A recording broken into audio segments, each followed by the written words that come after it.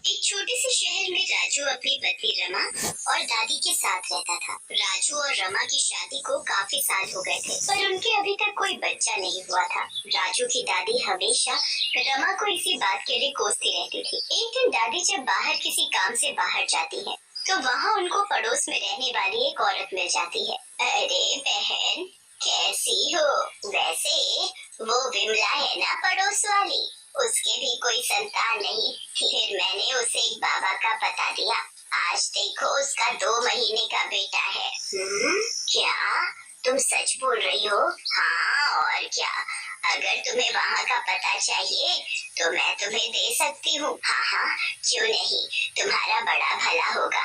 मैं बस मरने से पहले अपने पर पोते का मुंह देखना चाहती हूँ। राजू की दादी वहाँ से चली जाती है। फिर रात को जब राजू ऑफिस से आता है तो वो रवि को सारी बात बताती है। अरे दादी, आप भी क्या इन सब लोगों की बातों पर ध्यान देकर अपना मूड खराब करती हो? मैं ऐसे हाथ पर हाथ रखकर नहीं बैठने वाली। अब तू कल ही राजस्थान के लिए निकलेगा और वहाँ एक बाबा है, उनसे जाकर मिलेगा। दादी की जिद की वजह से अगले ही दिन रमा राजस्थान के लिए निकल पड़ते हैं। रास्ते में काफी बारिश होने लगती है। बारिश की वजह से कुछ भी ठीक से नहीं दिख रहा होता और गाड़ी सीधा ट्रक से जा टकराती है। राजू तभी बेहोश हो जाता है। तभी वहाँ एक चुड़ैल आती है। वो रमा के ऊपर जादू करके उसे झाड़ियों में फेंक देती है और खुद रमा का रूप ले लेती है।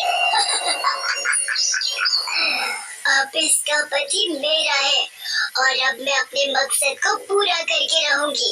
उसके बाद वो राजू की सारी चोट ठीक कर देती है और उसे उठाने लगती है। उठो राजू, उठो।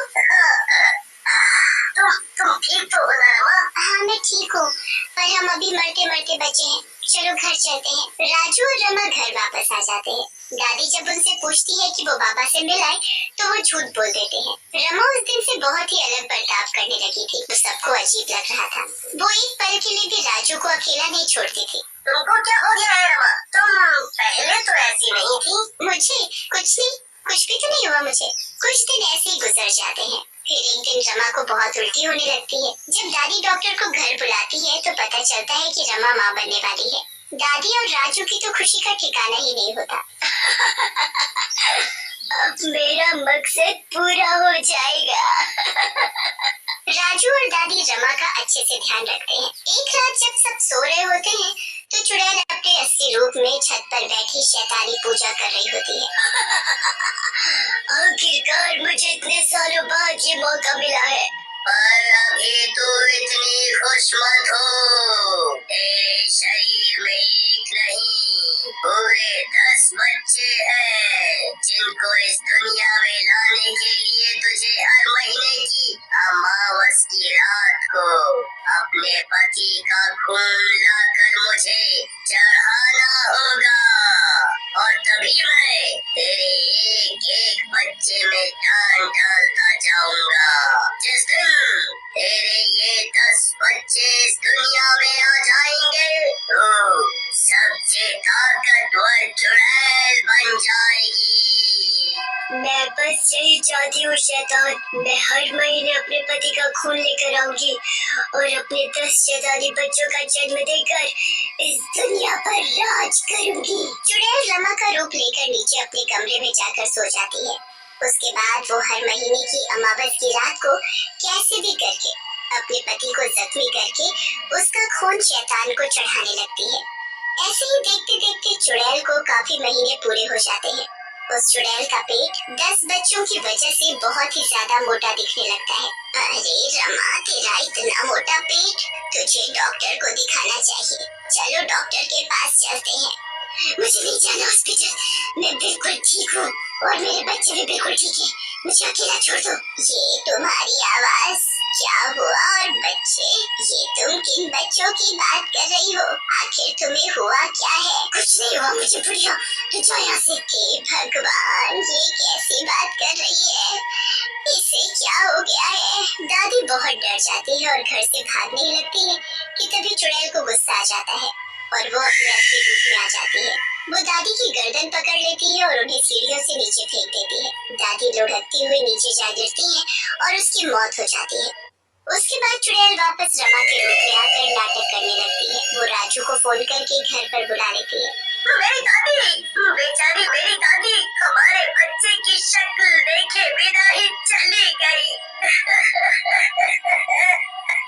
और रमा का पेट दिन पर दिन और बड़ा होता जाता है। रमा अपने पेट को हमेशा सबसे छुपाने की कोशिश करती है और इसी चक्कर में वो घर से बाहर भी नहीं निकलती।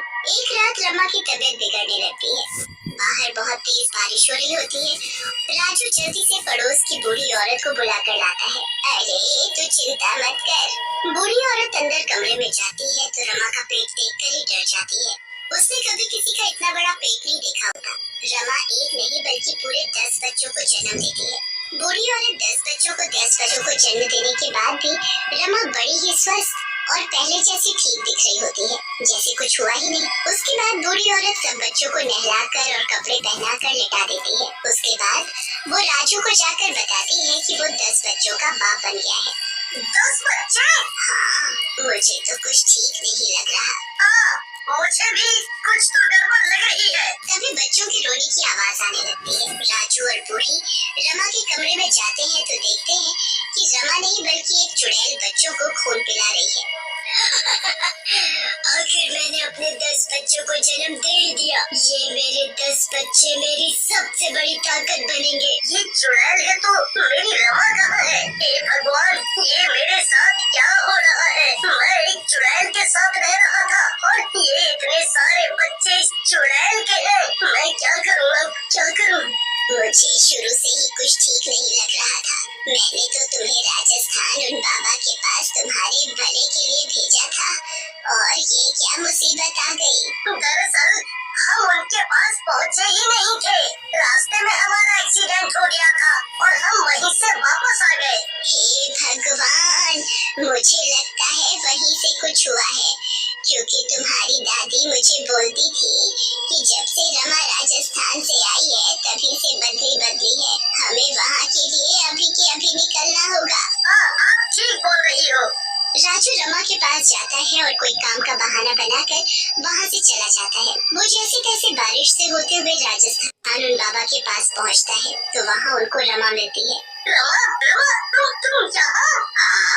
ये लड़की 9 महीनों से मेरे पास है। इसके ऊपर किसी चुड़ैल ने जादू किया है, जिसकी वजह से इसे कुछ याद नहीं है। अब जब तक वो चुड़ैल नहीं मिलती तब तक इस लड़की की याददाश्त वापस नहीं आएगी। ये मेरी पत्नी है बाबा और इसकी जगह एक चुड़ैल मेरे घर में मेरी बीवी बनकर 9 महीने से रह रही है। राजू शुरू से सारी बात पापा को बताता है। पापा उसी वक्त राजू के घर जाते हैं। वो पूरे घर को मार देते हैं और चुड़ैल को अपने कब्जे में कर चुड़ैल के बच्चों को बाहर ले आता है। मेरे बच्चे, मुझे मेरे बच्चे वापस करो। मुझे मेरे बच्चे वापस चाहिए वरना अच्छा नहीं होगा। तुम एक चुड़ैल हो और तुम अपना खून पिलाकर इन बच्चों को शैतान बनाना चाहती हो। मैं इन बच्चों के साथ कुछ भी ऐसा नहीं होने दूंगा और तुम्हें यहाँ से जाना होगा। नहीं नहीं नहीं, मैं कहीं नहीं जाऊंगी। बाबा अपने झोले से एक छोटी सी बोतल निकालते हैं और मंत्र पढ़ने लगते हैं। चुड़ैल बहुत चीखती चिल्लाती है पर बाबा की शक्ति उस वक्त उस चुड़ैल की शक्ति से ज्यादा होती है, क्योंकि चुड़ैल के 10 बच्चे उस बाबा के पास होते हैं। बाबा उस चुड़ैल को बोतल में बंद कर लेता है। चुड़ैल के बंद होते ही रमा के ऊपर से चुड़ैल का जादू खत्म हो जाता है और उसे सब कुछ याद आ जाता है। अब तुम्हें चिंता करने की कोई जरूरत नहीं। इस चुड़ैल को मैं अपने साथ ले जा रहा हूँ। तुम दोनों अब इन 10 बच्चों के साथ खुश रहना। और हाँ, इन बच्चों को बेशक एक चुड़ैल ने जन्म दिया है पर ये अभी इंसान है, क्योंकि इनके शैतान बनने से पहले ही मैंने चुड़ैल को कैद कर लिया है। बाबा उस चुड़ैल को अपने साथ ले जाते हैं। राजू रमा को सारी बात बताता है। राजू और रमा उन बच्चों को खूब प्यार से पालते हैं।